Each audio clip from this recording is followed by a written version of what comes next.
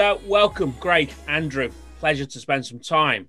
Guys, if you could give a little introduction to yourselves, tell the people a 30-second history of who you are and why we're here. Hi, everyone. I'm Craig, founder of Mum, talent partner for hospitality, focusing on lifestyle and luxury sectors of the industry.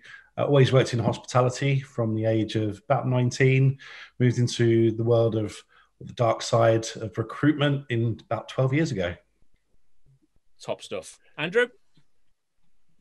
Hey everyone, I'm Andrew Johnson. I'm a therapist and meditation coach. I've been in business for the last 25 years, working in person with individuals, groups, and in the corporate market. For the last 10 years, 10, 11 years, I've been in the digital market with meditation and mindfulness apps and courses. And I'm delighted to be here chatting to you guys. So you're a bit of a trailblazer in the whole meditation side of things is what I'm getting from that. You've been in this business for a while now and really kind of being part of that, setting the tone for it. Yeah, it's in 2009, myself and my then business partner released the world's first meditation app with no idea what was going to happen with that. And that changed my career completely and took me down a different route from sitting across the room with a one-to-one session and has taken my recordings right across the world. So I'm eternally grateful for Steve Jobs, the iPhone and the App Store. It has transformed many things in my life and many other people's lives. Excellent stuff. So Craig, how did you guys meet and how did we get started with Now Pause? So Andrew and I met just over, quite about a year and a half ago at a Wellbeing conference over in Angel. And I think it just happened to be just pre-COVID. Certainly COVID wasn't around or being spoken about here in the UK. And we had a good chat. And I think we then arranged to meet up in Edinburgh, Andrew's home city, where I was a week later, and we sat down and had tea together, had a great old chat about people and what we both did in our respective areas. And I think we both felt that there was a bit of synergy there between, with our passion for people in general, and said, let's keep in touch. A week later, I think we went into proper COVID, proper COVID being announced. Mm-hmm. It's Friday the 13th, I remember, in back then. And, and the world started to change. And I was back home. We continued to keep in touch and check in. And then I guess it was 4 weeks into lockdown, after talking to so many different people, that the idea came to me of creating what went on to be Now Pause. And I think it came through hearing a lot of frustration and a lot of stress and anxiety from people that, I wasn't used to having those conversations with. And it was quite tough at the time. I remember thinking that there must be something that we could do to help to people generally. I think if you recall at the time, there was a lot of pressure on social media, particularly for people to be either filling their time cooking or, becoming the next Delia Smith, or working out like crazy and becoming the latest, Joe Wicks, or learning, all of this kind of peer pressure as I saw it, to fill time doing stuff and improving oneself, which was fantastic. But I kind of felt that there was a real opportunity to pause and reflect on what was going on, but help people unwind and de-stress and, unlock that anxiety. And it kind of just came to me in a bit of a moody moment, as I would call it. I was having a really grey, black week, really dark week. And it just kind of dawned on me that I've always kind of believed in the power of connections and utilizing people's skills. And I think those two kind of things connected. And I picked up the phone and spoke to Andrew and just said, look, I've got this idea, you know, what do you think? And Andrew jumped on board.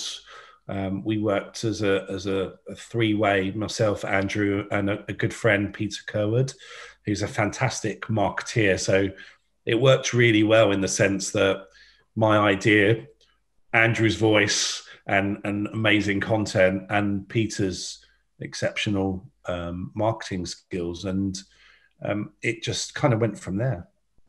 It's funny, isn't it? Kind of the things that were designed to distract us from the pressure of the kind of lockdown, of furlough, and all that kind of thing. So the baking of the banana bread, the kind of the learning new languages, the doing this, that then generated a whole new level of pressure, because I remember feeling a tremendous level of guilt that I had not mastered banana bread, that it was in fact awful, that my Spanish has really not gone beyond take on leche, por favor.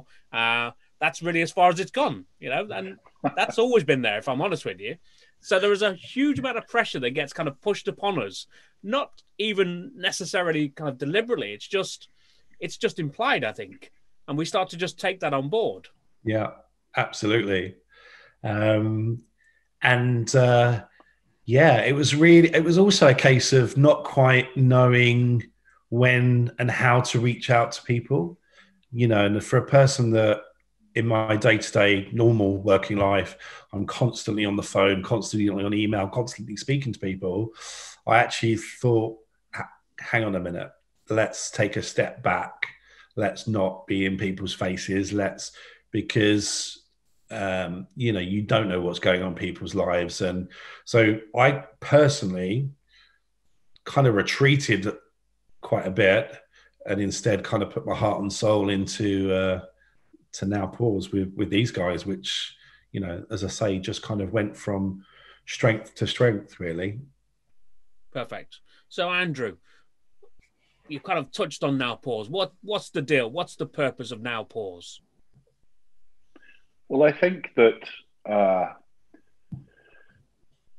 Craig came up with such a good idea. We all know that the hospitality industry got hammered during the first lockdown and continues to suffer. It was quite early on in lockdown that people were starting to realise that hospitality, as I said, took a battering, but they would be the last people to reopen.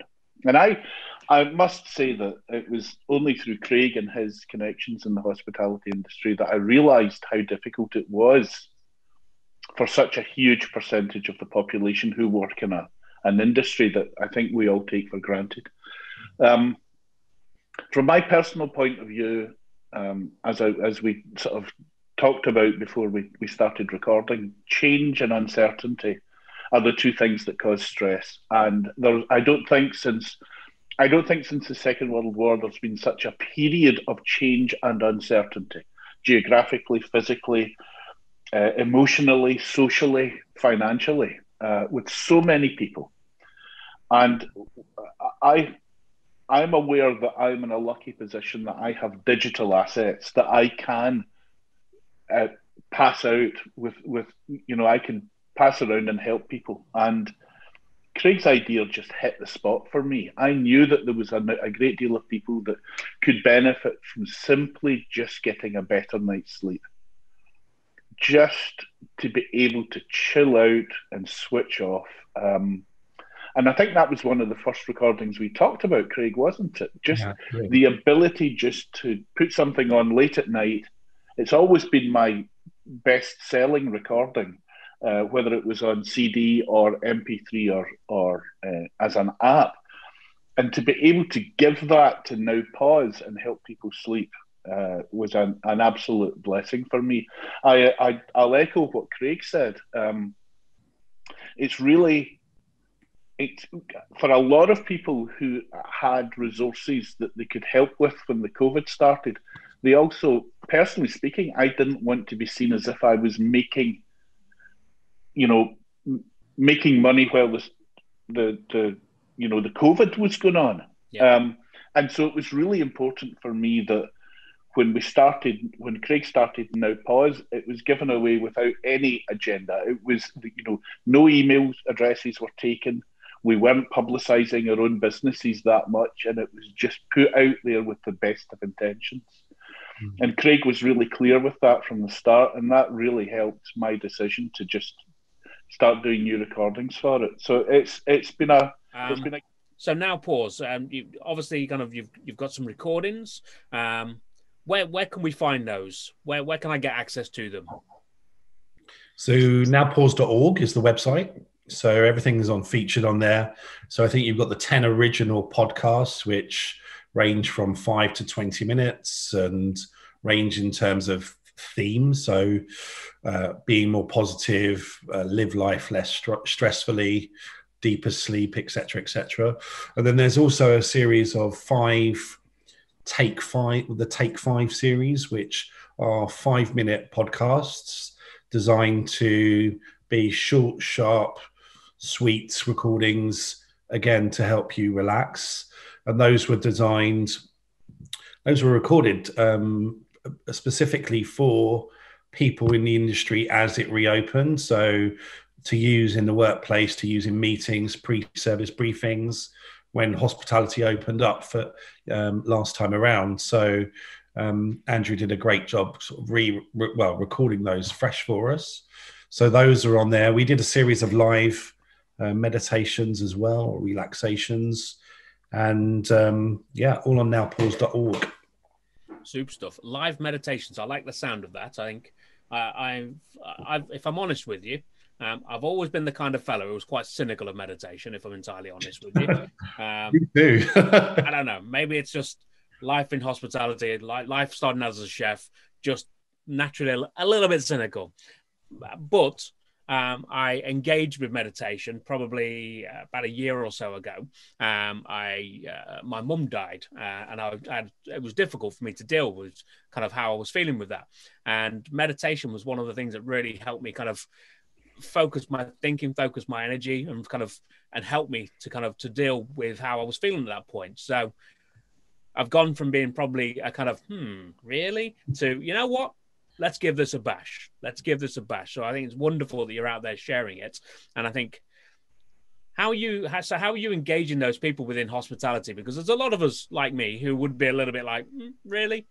How are you getting into their heads, and how are you getting them to persuade them to use and do what share what you're putting out there?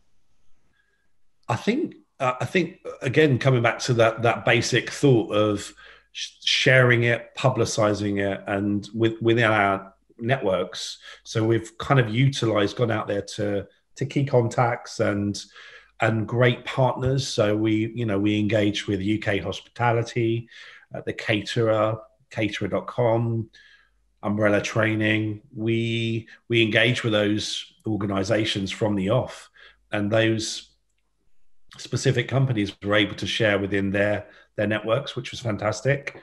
We use social media again to sort of great success.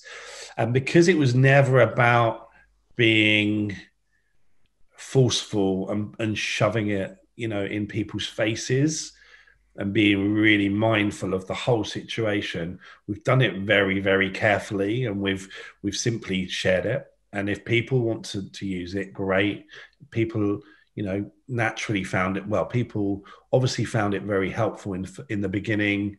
I think in the first weekend, I had about 200 messages from people who individually found it useful in those first few days. And then organizations and companies went on to use it and share it within their newsletters. We had hotel groups sharing it on their, internal comm systems for their employees. So it's a bit of an unknown in terms of how many people we actually reached. But I think that's a really good thing, because I think the intention was never to, capitalize or register people. And I think the feedback that we've had is enough. Amazing. Yeah. So if I could, I'd also like, if you don't mind, I'd like to add something to what Craig's just said. Absolutely. There is, in general, my career has always been about introducing relaxation, resilience, meditation, and mindfulness to people who are a bit like yourself, Kieran, who, quite obviously are just a bit unsure. The picture of meditation that most people have in their head is of some very athletic person sitting cross-legged on a rock in Hawaii, and that's far from the truth. I think that what I do best is to strip out all the woo-woo in meditation and deliver it in a way that the vast majority of people, on their first experience of listening to a recording, will have some sort of feeling inside themselves that says, actually, that helped me in some way. And it's that introduction to it that leads people down the line, because there's so many people out there who would benefit hugely from meditation and mindfulness, but perhaps have had the wrong experience the first time. Yep. When they've perhaps joined a group, maybe in person, and have been asked to sit on the floor cross-legged, hold hands, and sing about unicorns. It's when you have me at unicorns, I'll be honest with you, I'm in. And I say that as a joke, but it's true. People, their boundaries are stretched too much too quickly. And in many ways, it's the simplicity of the recordings within Now Pause that make them so successful and so widely used. And when people start using them in a team, I suspect, as I've heard from previous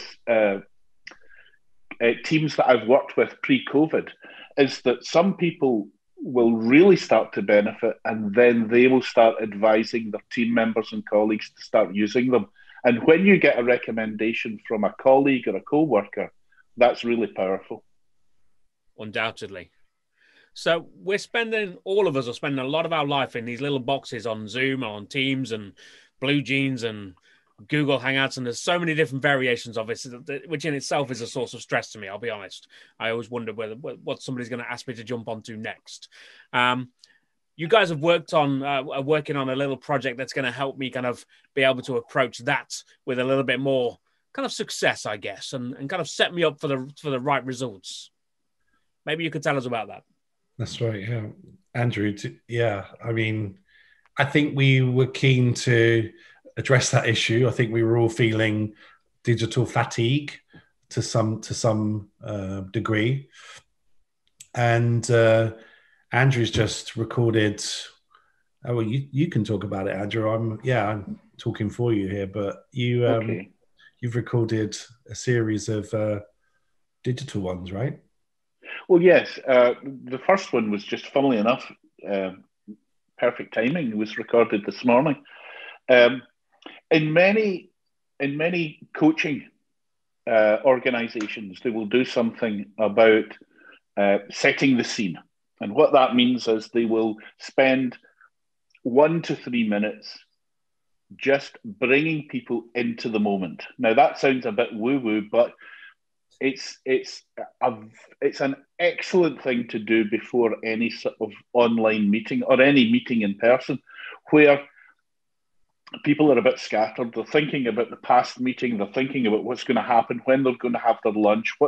Are they going to be asked unexpected questions? And so I've recorded a little, what I've called mindful meeting, a little 2-minute recording that people can play right at the start of a Zoom meeting to bring people into a little bit of a more of a relaxed state, to release the tension, to drop the shoulders, to slow the breathing, and to make them more aware of the reason they're there in that meeting. And I think that just sets a scene for the rest of the meeting. I think you're absolutely right.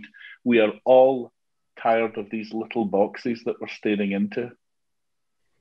Well, I mean, I've been working with this for a while now, so it was kind of, there's a lot of folks who kind of pre-COVID were no concept of kind of Zoom and what it would do, and now it's become so ubiquitous that I can either play bingo or do fitness classes on there. But that kind of idea of the digital exhaustion, that's really natural. You know, when you've introduced something new to your life and it becomes such a really key part, a big part of your life, it is a very natural thing that you do kind of get to a stage where you think, damn, whew, I need a little bit of, I need to kind of reset a little bit. So that idea of being able to kind of really kind of hold everybody at the beginning of the meeting and really set them for the right tone for that meeting and what it's going to be looking like and what we're going to be able to achieve. I absolutely love that. It's this idea of kind of being able to kind of have that 2 minutes at the beginning. And how does it work? So you just, everybody gets on the call, you play something. What does it look like, Andrew? Well, Peter, the other third cog in the wheel of Now Pause, will be frantically uploading somehow this recording onto Now Pause. And it will be playable, streamable from the website. Mm-hmm. Again, Peter created the website so that there's no need for logins. We're not gathering email addresses or anything like that. It's literally go to the website and press play. There, I'm afraid my technological brain has no answer.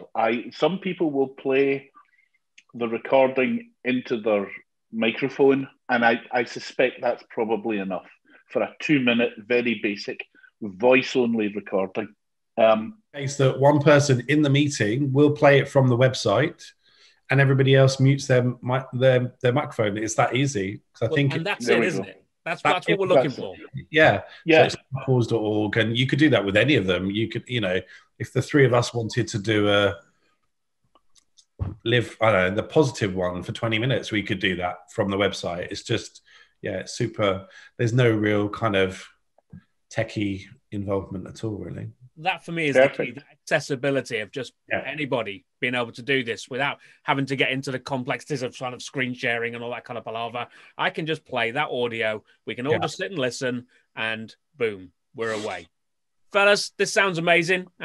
We'll put a link directly under where people can kind of find it and put them to it. And I'm very, very sure that that's going to help a lot of people. It sounds like it's all done with the best of intentions, and I think that you're going to have an impact on the world, and that is a beautiful thing. Thank you, Kieran. Thanks very much for your time. Really appreciate it. It's a chat. Thanks for inviting me. Cheers. Bye-bye. See you soon, guys. Bye-bye.